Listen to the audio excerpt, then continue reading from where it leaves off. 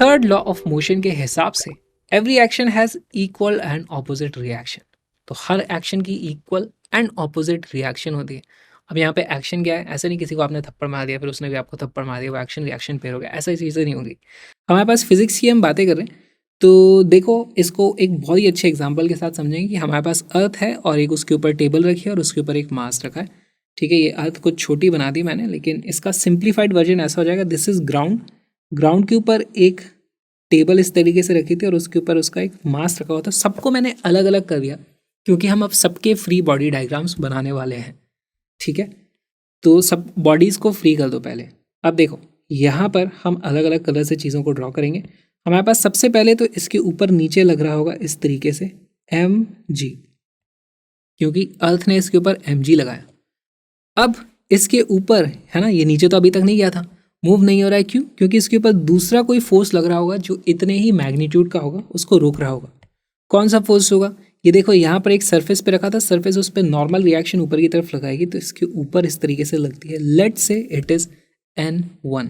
ठीक है, तो क्या ये N1 is equal to mg, क्या ये एक्शन रिएक्शन पेयर है? नहीं।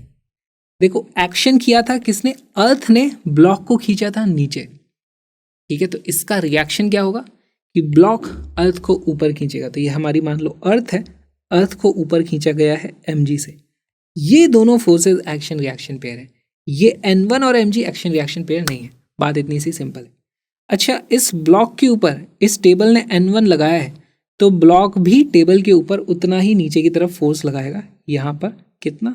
N1 के बराबर। ये N1 और ये N1 ये दोनों एक्शन रिएक्शन पेयर है ना? ठीक। अच्छा, इस टेबल का भी मान लो कुछ मास है इस तरीके से m2, तो इसके ऊपर भी नीचे की तरफ ऐसे फोर्स लग रहा होगा, उसको m2g मैं यहाँ पर बोल देता हूँ।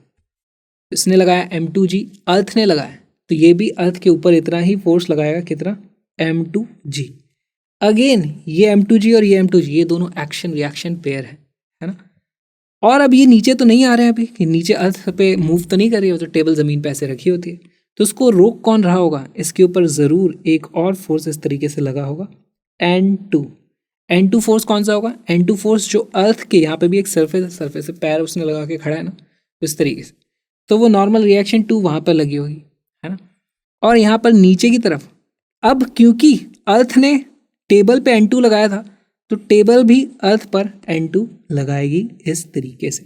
तो आप इस तरीके से समझ सकते हो किस तरीके से एक्शन रिएक्शन पेयर है। N1 का ये है, mg का ये है, इस वाले mg का ये है, इस N2 का ये है। हमें पता होना चाहिए किसका एक्शन रिएक्शन पेयर है।